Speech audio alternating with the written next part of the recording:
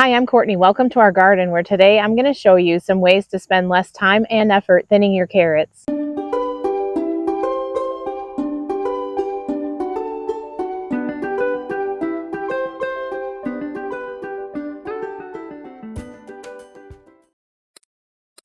I don't know how you feel about thinning carrots, but it used to be my least favorite thing to do in the garden, and I actually despised thinning carrots. And I figured out that it was the way that I was planting them. I would just have rows of carrots where I would just broadcast the seeds, however, and I just had thick rows just full of tiny little carrot seedlings that obviously had to be thinned or the carrots would not even have room to grow. But it was just kind of chaotic. I was having issues figuring out how far to space them apart, how many seedlings to remove, and I never ended up with good carrot harvests. So I finally, throughout the years, figured out how to plant more meticulously so that I used less seeds, number one, and number two, the carrots were properly spaced out, and there were a lot fewer carrots to thin. And I used the board method, which helped with germination too. And I'll link that video above if you'd like to see in detail how I plant them. But now I'm just going to focus on thinning, and I can show you.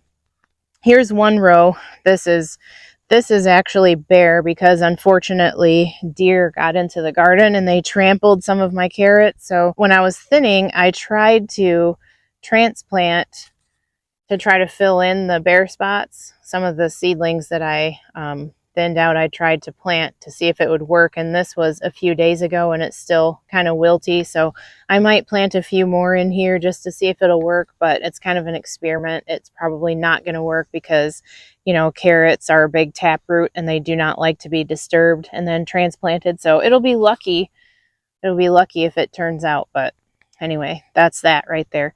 But you can see these rows that I've already done.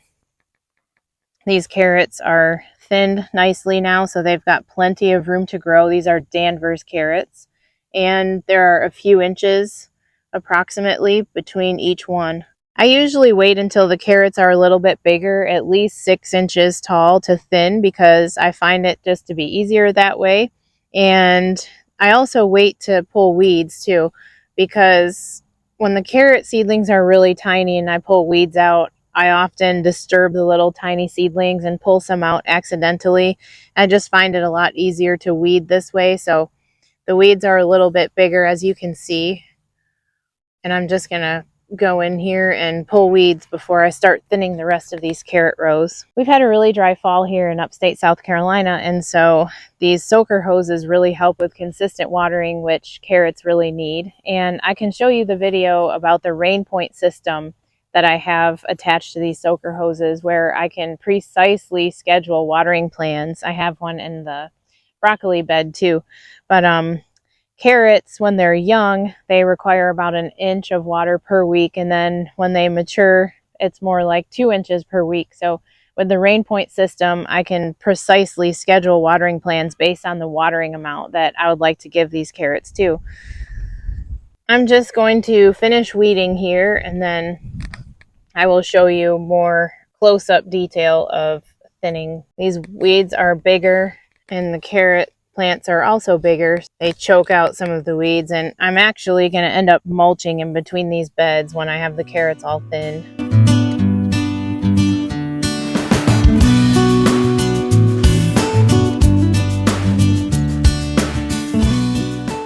Now that we're all weeded, you can see that we've got 4 distinct rows of carrots here, and I will show you up close how I do my thinning. Starting with this row, you can see where the seeds were planted in little clumps right here. So instead of having one complete row of solid carrot seedlings to thin, there are just these little clumps here, which greatly reduces the time and effort spent.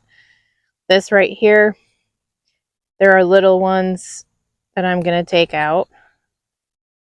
There's one good plant right here. Right here, here are a few of them. Usually I'll look for the center one, which is a good size one right here. I'm going to remove this one. This is the size of the carrots right now. You can actually use these in salads, these little baby carrots, and they're really good in salads. Our chickens absolutely love these as a treat. And on Instagram, a fellow gardener actually left a comment on one of my posts saying that you can make really good pesto out of carrot tops. So I think I'm going to save some of these and make pesto out of it. So some of them are going to the chickens.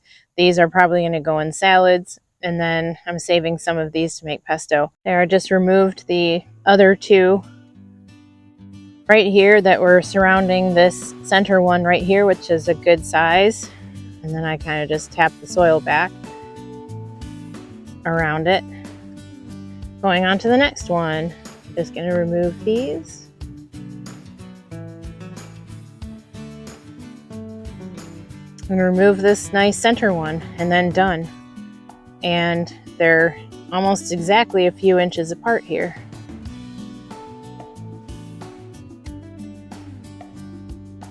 This one right here, maybe there's just one seed that germinated and there's one nice plant right here.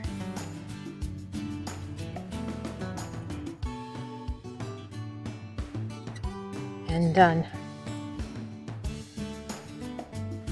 There's a bigger cluster here. I must have put a few more seeds in this spot here.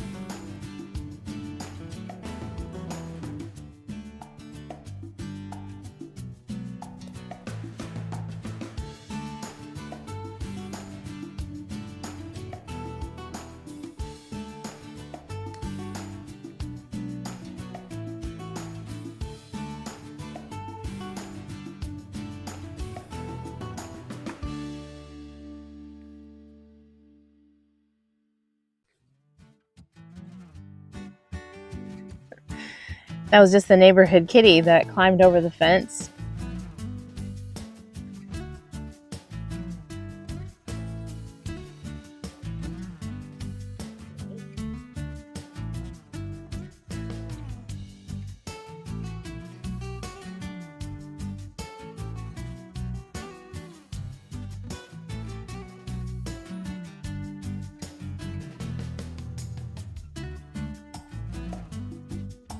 Looking good, looking good.